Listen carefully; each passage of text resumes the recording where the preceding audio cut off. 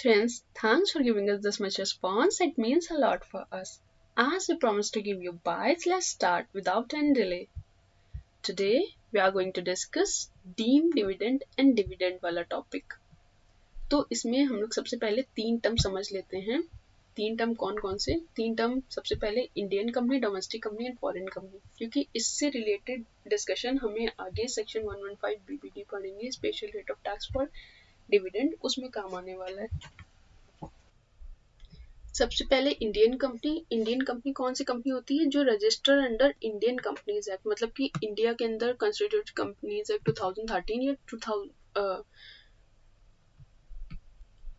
Indian company वो company है जो कंपनीज एक्ट के अंदर रजिस्टर्ड है, रजिस्टर्ड अंडर कंपनीज एक्ट 2013 या फिर कंपनीज एक्ट 1956, किसी भी कंपनीज एक्ट में रजिस्टर्ड है तो उसको इंडियन कंपनी कहेंगे. उसके बाद दूसरी टर्म आती है डोमेस्टिक कंपनी. डोमेस्टिक कंपनी क्या है? Will declare and paid dividend in India. Which declare and paid dividend in India, जो इंडिया में डिविडेंड डिक्लेयर करे और पेड करे, पेमेंट ऑफ डिविडेंड भी इंडिया में करे, उसको डोमेस्टिक कंपनी कहते हैं. मतलब अगर कोई कंपनी है जो बाहर की है और वो इंडिया में आके डिविडेंड डिक्लेयर और पेड करती है, कि हम उसे डोमेस्टिक कंपनी मान लेंगे? यस, हम उसे डोमेस्टिक कंपनी कह देंगे.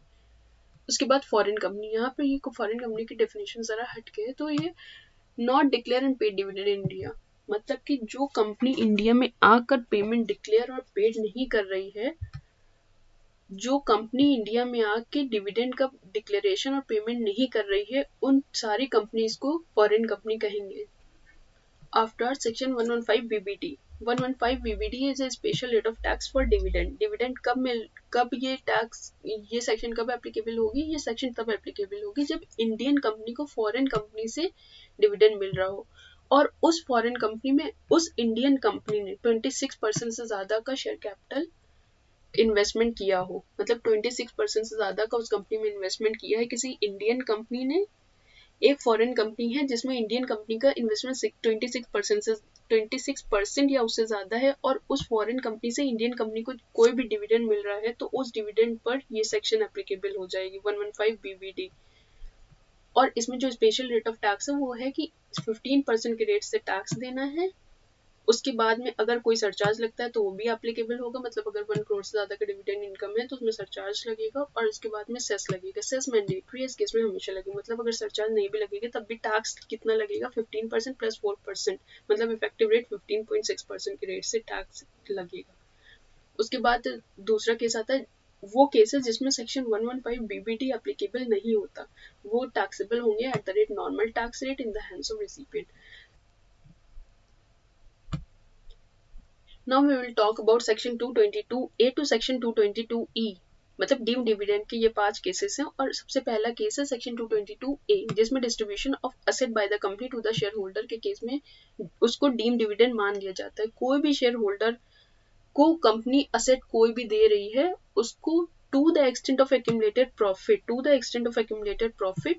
As on the date of distribution की जो एफएमवी है उस पर टैक्सेबल हो जाएगा in the hands of recipient. मतलब शेयर होल्डर के हाथ में उतना डीम डिविडेंड मान के हम टैक्स लगा देंगे. लेकिन अगर कभी बोनस शेयर इशू किए जाते हैं, मतलब अगर बोनस शेयर इशू कर रही है कंपनी, तो उसको डिविडेंड नहीं मानते. क्यों नहीं मानते? क्योंकि बोनस शेयर जब भी इशू किए जाते हैं, हमेशा जो एक्यूमुलेटेड प्रॉफिट का पैसा रिजर्व एंड सरप्लस में पड़ा रहता है, सब ऊपर शेयर कैपिटल में चला गया.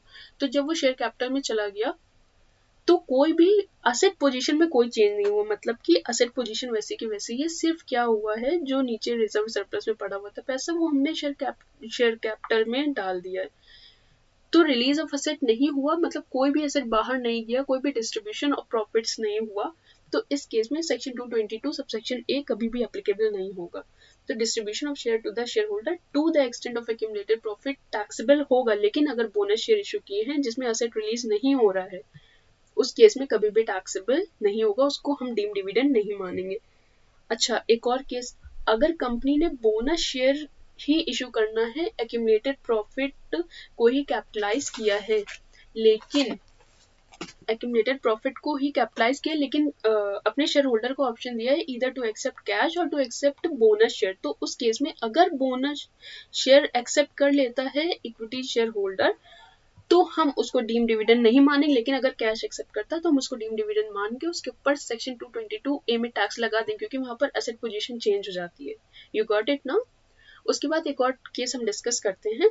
अगर जैसे कि इक्विटी शेयर होल्डर हैं, उनको डिस्ट्रीब्यूशन ऑफ असेट की जा रही है और कंपनी ने कह दिया हम एज ए बोनस शेयर अपने इक्विटी शेयर होल्डर को क्या दे रहे हैं, बोनस शेयर अपने इक्विटी शेयर होल्डर को हम रिडीमेबल प्रेफरेंस शेयर इशू कर रहे हैं थ्रू कैपिटलाइजेशन ऑफ प्रॉफिट। तो उस केस में भी यही होगा कि बोनस शेयर इशू किया है उसने रिडीमेबल प्रेफरेंस शेयर, तो वही केस हुआ कि नीचे से शेयर कैपिटल रिजर्व से पैसा चला गया शेयर कैपिटल में, तो उस केस में भी उसको डिस्ट्रीब्यूशन ऑफ असेट में टैक्सेबल नहीं करेंगे। लेकिन on the date of redemption, जब भी रिडेम्पशन होगा उन रिडीमेबल प्रेफरेंस शेयर का, उस दिन कैश बाहर जाएगा, इस वजह से कंपनी का कैश पोजीशन चेंज हो जाएगा, असेट पोजीशन हैम्पर हो जाएगा और उस दिन उसको डिस्ट्रीब्यूशन ऑफ असेट मान लेंगे और सेक्शन 222 सबसेक्शन ए के अंदर उसमें टैक्स लगा लेंगे। उसके बाद में नेक्स्ट सेक्शन आती है सेक्शन 222 सबसेक्शन बी, जो कहता है डिस्ट्रीब्यूशन ऑफ डिबेंचर। तो any distribution of debenture by company to the debenture stock, deposit certificate to the shareholder to the extent of accumulated profit, whether having any interest or not, मतलब with or without any interest, अगर distribution of debenture stock deposit certificate to the shareholder to the extent of accumulated profit हो रहा है, तो उस case में कभी भी हम उसको मतलब हमेशा उसको हम डीम डिविडेंड मान के सेक्शन 222 सबसेक्शन बी के अंदर टैक्स लगा देंगे। मतलब any distribution to its preference share holder by way of bonus भी हो रहा है, मतलब बोनस सिर्फ तब होगा, बोनस सिर्फ तब डीम डिविडेंड नहीं मानेंगे जब वो इक्विटी शेयर होल्डर को दिया जा रहा है। लेकिन अगर प्रेफरेंस शेयर होल्डर को बोनस दिया जा रहा है, बोनस शेयर दिए जा रहे हैं, बोनस शेयर इशू किए जा रहे हैं, तो हम उसको डिस्ट्रीब्यूशन ऑफ डिबेंचर मान लेंगे और सेक्शन 222 सबसेक्शन बी में टैक्स लगा देंगे। उसके बाद तीसरा केस आता है सेक्शन 2 सबसेक्शन 22 क्लॉज सी, जिसमें कहते हैं distribution of asset on liquidation. तो लिक्विडेटर आ गया, अब लिक्विडेटर आके लिक्विडेशन पर डिस्ट्रीब्यूशन ऑफ असेट कर रहा है। इसके दो एस्पेक्ट हैं। To the extent of accumulated profit, अगर शेयर होल्डर को असेट दी जा रही है तो वो सेक्शन 222 सबसेक्शन सी के अंदर कवर हो जाएगी और इसको डीम डिविडेंड मान लेंगे। लेकिन जितना in excess of the extent of accumulated profit है, मतलब वो वाली एसेट, क्योंकि अब लिक्विडेशन हुआ सारी एसेट डिस्ट्रीब्यूट करें, तो जितनी एसेट एक्यूमुलेटेड प्रॉफिट तक की है उसको तो हम 222 में ले जाके टैक्सेबल कर देंगे। लेकिन जो asset in excess of the extent of accumulated profit है, उस एसेट को हम लोग क्या करेंगे, उस एसेट पर हम लगाएंगे कैपिटल गेन। 46 सबसेक्शन 1 के अंदर कैपिटल गेन लगेगा उस पर। उसके बाद में इसमें एफएमवी किस दिन की लेंगे, on the date of distribution की एफएमवी लेंगे, और जिस लिक्विडेटर ने जो भी एसेट एक्यूमुलेटेड प्रॉफिट तक बांटी उसको 222 सबसेक्शन सी में, और जो in excess of the accumulated profit उसको सेक्शन 46 सबसेक्शन 1 में जाकर टैक्स लगा देंगे। उसके बाद आता है reduction of share capital, section 222 subsection D. Reduction of share capital के अंदर आता है distribution of asset to the share holder to the extent of accumulated profit. अब यहाँ भी वही केस है, to the extent of accumulated profit. अगर उसने कंपनी ने अपनी शेयर कैपिटल रिड्यूस की है, ठीक है, कोई बात नहीं, to the extent of accumulated profit हम उसको डीम डिविडेंड मान लेंगे, और जितना एक्सेस है, मतलब reduction of share capital in excess of the extent of accumulated profit, उसको हम सेक्शन 45 के अंदर जाके कैपिटल गेन लगा देंगे। डिस्ट्रीब्यूशन की डेट के एफएमवी पर हम टैक्स लगा देंगे। उसके बाद आता है section 2 subsection 22 clause E, loan and advances by closely held company. यहाँ पर लोन एंड एडवांसेस अगर क्लोजली हेल्ड कंपनी ने दिए हैं, कोई भी लोन एंड एडवांसेस अगर क्लोजली हेल्ड कंपनी के थ्रू दिए गए हैं, तो उसको सेक्शन 2 सबसेक्शन 22 क्लॉज ई के अंदर टैक्स लगाएंगे। Loan and advances to any concern, loan and advances to any concern any person and share holder, मतलब किसी कंसर्न को हमने लोन एंड एडवांसेस दिया है जिसमें शेयर होल्डर का सब्सटैंशियल इंटरेस्ट है, या किसी पर्सन को हमने लोन एंड एडवांसेस दिया on behalf of share holder, या फिर शेयर होल्डर ने खुद ही लिया है। To the extent of accumulated profit, यहाँ पर जितना भी एक्यूमुलेटेड प्रॉफिट है हम उसको यहाँ पर कंसिडर करेंगे। लेकिन पहले के ये 4 केसेस में अगर एक्यूमुलेटेड प्रॉफिट को कैपिटलाइज किया है तो ही हम लेंगे, क्योंकि केस ही ऐसे बन रहे हैं। यहाँ पर डिस्ट्रीब्यूशन ऑफ असेट है, तो डिस्ट्रीब्यूशन ऑफ असेट कर रहे हैं हम कैपिटलाइज करके अपने एक्यूमुलेटेड प्रॉफिट को, तो उस पर टैक्स लगेगा। डिबेंचर होल्डर को दे रहे हैं, कैपिटलाइज करें हम एक्यूमुलेटेड प्रॉफिट को, तो टैक्स लगेगा। क्योंकि जहां जहां पर टैक्स कहाँ पर लगना है, जहां पर आपकी असेट बाहर जा रही है, मतलब असेट आप शेयर होल्डर को दे रहे हैं और कह रहे हैं कि हम बोनस दे रहे हैं, तो बोनस ऐसे थोड़ी नहीं दे रहे, उस पर टैक्स दीजिए, फिर आराम से बोनस दीजिए। तो on liquidation to the extent of accumulated profit अगर कैपिटलाइज किया है तो ही हम यहाँ पर सेक्शन 222C में ले जाएंगे, और रिडक्शन के केस में भी सेक्शन 222D में तभी जाएगा जब वो कैपिटलाइज हुआ।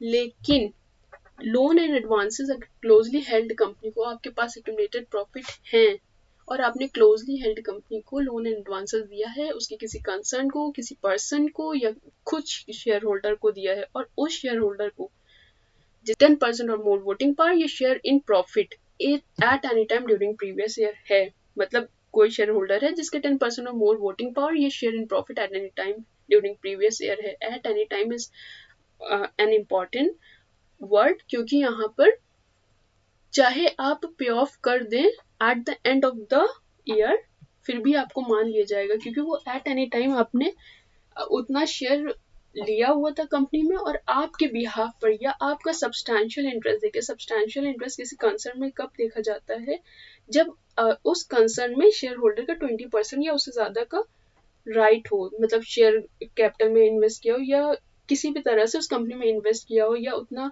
वोटिंग पावर उस शेयर होल्डर के पास अवेलेबल हो, तो उस कंपनी में उसका सब्सटैंशियल इंटरेस्ट मान लिया जाएगा। तो किसी कंसर्न को, किसी पर्सन को ये शेयर होल्डर खुद लिया है तो to the extent of accumulated profit, यहाँ पे कैपिटलाइज्ड नहीं देखना है, यहाँ पे to the extent of accumulated profit उतना यहाँ पर टैक्स हम सेक्शन 222 सबसेक्शन ई में लगा देंगे। सेक्शन 2 सबसेक्शन 22 क्लॉज ई कब एप्लीकेबल नहीं होगा? ट्रेड एडवांसेस के केस में एप्लीकेबल नहीं होगा, क्योंकि ट्रेड एडवांसेस अगर कॉमर्शियल नेचर के हैं तो इनकम टैक्स एक्ट कहता है कि वो तो कॉमर्शियल नेचर की है, वो कोई क्लोजली हेल्ड कंपनी ने नहीं दिया, और क्लोजली हेल्ड कंपनी यहाँ पर अनलिस्टेड कंपनी होनी चाहिए। Unlisted company means the company where public are not substantially interested. तो क्लोजली हेल्ड कंपनी अगर जिसमें पब्लिक सब्सटैंशियली इंटरेस्टेड है उसको सेक्शन 222E में कवर नहीं करेंगे। उसके बाद में यहाँ पर किन किन चीजों को डिविडेंड नहीं माना जाता, तो सबसे पहले तो यहाँ पर आते हैं जिसमें अगर लिक्विडेशन होता है तो जो to the extent of accumulated profit तो हम 222A में C में ले जाते हैं, लेकिन उससे ज्यादा है तो हम उसको कैपिटल गेन लगाएंगे सेक्शन 46 सबसेक्शन 1 में। सेम केस हियर, यहाँ पर to the extent of accumulated profit है तो सेक्शन 222D में ले जाएंगे, और अगर इससे एक्सेस है तो सेक्शन 45 के अंदर टैक्स लगाएंगे कैपिटल गेन में। अब दूसरा केस क्या आता है? दूसरा केस ये आता है कि अगर money lending substantial part of business है, मनी लेंडिंग है सब्सटेंशियल पार्ट ऑफ बिजनेस, तो लोन एंड एडवांसेस अगर आपने क्लोजली हेल्ड कंपनी को क्लोजली हेल्ड कंपनी ने किसी भी कंसर्न को या किसी पर्सन को या खुद शेयर होल्डर को दिया है, तो उस केस में उसको डीम डिविडेंड मान के सेक्शन 222E में हम टैक्स नहीं लगाएंगे। तीसरा केस ये बनता है कि जब भी बायबैक होता है उस केस में कभी भी हम डीम डिविडेंड नहीं मानेंगे। चौथा केस अगर आपने लोन एंड एडवांसेस दिया है और बाद में अभी loan and advances closely held company ने दिया है, हमने उसको डीम डिविडेंड मान लिया, लेकिन बाद में हमने पे ऑफ कर दिया, तो जो पहले हम डीम डिविडेंड मान लिया था उसको हम सेट ऑफ कर देंगे। इंटर कॉर्पोरेट डिपॉजिट, कोई भी हमने इंटर कॉर्पोरेट डिपॉजिट किया, मतलब कि एक कंपनी ए है, एक कंपनी बी है, और कंपनी ए ने कंपनी बी को कोई पैसा दिया है एज ए डिपॉजिट, तो उस डिपॉजिट को हम डीम डिविडेंड नहीं मानेंगे, उस डिपॉजिट को हम कभी भी डीम डिविडेंड नहीं मानेंगे। मतलब inter corporate deposits are not treated as deem dividend under section 222 subsection E. 222E में कभी भी हम उसको डीम डिविडेंड नहीं मानेंगे। इसको जल्दी से एक बार रिवाइज कर लेते हैं। तो इंडियन कंपनी क्या होती है? जो कंपनीज एक्ट के अंदर रजिस्टर्ड है वो इंडियन कंपनी। डोमेस्टिक कंपनी क्या होती है? कोई भी ऐसी कंपनी जो इंडिया में आके अपना डिविडेंड डिक्लेयर करे और पेड करे, उसको डोमेस्टिक कंपनी कहते हैं। तो डोमेस्टिक कंपनी में फॉरेन कंपनी भी इंक्लूड हो गई। उसके बाद जो फॉरेन कंपनी स्पेसिफिकली अलग टर्म है वो क्या है? वो ये है कि जो भी कंपनी डोमेस्टिक कंपनी नहीं है हम उसको फॉरेन कंपनी कहेंगे। कौन सी कंपनी डोमेस्टिक कंपनी नहीं है? जो इंडिया में आके अपना डिविडेंड डिक्लेयर नहीं कर रही है और उसका पेमेंट नहीं कर रही है, हम उसको फॉरेन कंपनी कहेंगे। तो अगर वो फॉरेन कंपनी है तो भी फॉरेन कंपनी से मिल रही कोई डिविडेंड है या डोमेस्टिक कंपनी या इंडियन कंपनी, किसी भी कंपनी से कोई डिविडेंड मिल रही है और सेक्शन 115 BBD एप्लीकेबल नहीं होता, तो हम उसको नॉर्मल टैक्स रेट से इन the hands of recipient taxable कर देंगे। और अगर ये सेक्शन 115 BBD एप्लीकेबल हो जाता है तो हम इस पर जो स्पेशल रेट ऑफ टैक्स दी गई है हम उस पर ही टैक्स देंगे। तो यहाँ पर स्पेशल रेट ऑफ टैक्स क्या है? स्पेशल रेट ऑफ टैक्स ये है कि 15% हमें देना है, सेस मैंडेटरी, और अगर सरचार्ज एप्लीकेबल हो रहा है तो उसे भी कंसिडर करेंगे। अगर 1 करोड़ से ऊपर की इनकम होती है तो हमेशा सरचार्ज एप्लीकेबल हो जाता है। 115 BBD लगता कब है? ये तब लगता है जब इंडियन कंपनी का फॉरेन कंपनी में 26% से ज्यादा का शेयर कैपिटल इन्वेस्टमेंट है और वो फॉरेन कंपनी इंडियन कंपनी को डिविडेंड दे रही है, तो 115 BBD एप्लीकेबल हो जाता है। उसके बाद में डीम डिविडेंड की बात करते हैं। यहाँ पर 5 केसेस हैं। सबसे पहले section 222A distribution of asset to the share holder to the extent of accumulated profit. Capitalize कर दिया आपने एक्यूमुलेटेड प्रॉफिट को तो उस पर टैक्स लग जाएगा। किस डेट पर टैक्स लगेगा, किस वैल्यू पर टैक्स लगेगा? तो FMV on the date of distribution जो होगी उस वैल्यू पर टैक्स लग जाएगा। और distribution of asset to the share holder, अगर बोनस इशू कर रहे हैं तो उसको कभी भी डीम डिविडेंड नहीं मानते। लेकिन अगर बोनस इशू कर रहे हैं और 2 केस बनते हैं। केस नंबर 1 की कंपनी ने ये ऑफर दे दिया कि शेयर होल्डर चाहे तो कैश ले ले, शेयर होल्डर चाहे तो बोनस शेयर ले ले। तो उस केस में अगर शेयर होल्डर कैश लेता है तो वो कैश पोजीशन को हैम्पर कर देगा और इस केस में डिस्ट्रीब्यूशन ऑफ एसेट के अंदर सेक्शन 222A में टैक्स लग जाएगा, डीम डिविडेंड मान लेंगे। लेकिन अगर बोनस शेयर लगता है तो वो तो कोई बात नहीं, हम उसको डीम डिविडेंड नहीं मानेंगे। दूसरा केस, अगर कंपनी अपने इक्विटी शेयर होल्डर को रिडीमेबल प्रेफरेंस शेयर इशू कर देती बाय कैपिटलाइजेशन ऑफ प्रॉफिट, तो जिस दिन डिस्ट्रीब्यूशन हुआ उस दिन कोई मतलब नहीं, लेकिन जिस दिन रिडेम्पशन होगा उस दिन पर हम उसको टैक्स लगा देंगे, हम उसको सेक्शन 222A में डीम डिविडेंड मान लेंगे। उसके बाद में section 222B distribution of debenture stock deposit certificate share holder को दिए हैं to the extent of accumulated profit, या फिर कोई भी हम बोनस इशू कर रहे हैं, बोनस शेयर इशू कर रहे हैं प्रेफरेंस शेयर होल्डर को, तो उस केस में इसमें टैक्स लग जाएगा डिस्ट्रीब्यूशन ऑफ डिबेंचर के केस में 222B में। उसके बाद 222 से distribution of asset on liquidation के केस में लिक्विडेटर कभी भी आएगा तो to the extent of accumulated profit to, अगर वो असेट डिस्ट्रीब्यूट कर रहा है तो 222C में टैक्स लगेगा। लेकिन अगर एक्यूमुलेटेड प्रॉफिट से ज्यादा की असेट अगर वो डिस्ट्रीब्यूट कर रहा है तो वो हमेशा कैपिटल गेन में सेक्शन 46 सबसेक्शन 1 में जाकर टैक्स लगेगा। उसके बाद में रिडक्शन ऑफ शेयर कैपिटल, तो सेक्शन 222D, अगर यहाँ पर to the extent of accumulated profit reduction of share capital के केस में डिस्ट्रीब्यूशन हो रहा है, डिस्ट्रीब्यूशन ऑफ एसेट हो रहा है, तो हमेशा 222D में डीम डिविडेंड मान लिया जाएगा। लेकिन अगर उससे ज्यादा का पेमेंट हो रहा है, मतलब एक्यूमुलेटेड प्रॉफिट से ज्यादा का डिस्ट्रीब्यूशन ऑफ एसेट हो रहा है रिडक्शन ऑफ शेयर कैपिटल के केस में, तो सेक्शन 45 के अंदर जाकर हम उसे कैपिटल गेन में टैक्स लगाएंगे। उसके बाद में loan advance by closely held company ने अपने किसी शेयर होल्डर जिसका सब्सटैंशियल इंटरेस्ट किसी कंसर्न में था या अपने शेयर होल्डर के बिहाफ पे किसी और पर्सन को कोई भी लोन एडवांसेस दिया है, तो हम उसको सेक्शन 222E में डीम डिविडेंड मान लेंगे। और शेयर होल्डर भी कौन सा शेयर होल्डर, हर एक शेयर होल्डर तो नहीं, शेयर होल्डर वही वाला जिसका 10% और more voting power in the profits at any time during the previous year, मतलब अब साल में किसी भी टाइम उसका 10% और मोर वोटिंग पावर या शेयर इन प्रॉफिट रहा है, तो हम उसको वो ऐसा शेयर होल्डर मानेंगे कि उसका अगर किसी कंसर्न में या किसी पर्सन के साथ में कोई लिंक अगर मिल जाता है और उस पर्सन को या उस कंसर्न को कंपनी ने लोन एडवांसेस दिया हुआ है, तो उसको सेक्शन 222E में हम डीम डिविडेंड मान लेंगे। लेकिन यहाँ पर कैपिटलाइजेशन होना जरूरी नहीं है, जरूरी नहीं कि आप कैपिटलाइजेशन और प्रॉफिट करके ही उसको लोन या एडवांसेस दे। अच्छा, दूसरी बात, यहाँ पर कभी भी जब ट्रेड एडवांसेस दिए जाते हैं तो उस केस में कभी भी सेक्शन 222 एप्लीकेबल नहीं होता, क्योंकि वो अगर कमर्शियल नेचर का है तो फिर उसको डीम डिविडेंड मानने से कोई फायदा नहीं, क्योंकि वो कभी ना कभी फिर वापस आएगा ही। और अगर इंटर कॉर्पोरेट डिविडेंड दिया जाता है, इंटर कॉर्पोरेट डिपॉजिट्स होते हैं, तो उस केस में सेक्शन 222E एप्लीकेबल नहीं होता है। So this is all for today, hope you get it. अगर कोई क्वेरी या कुछ और पूछना है then let me know in the comment section.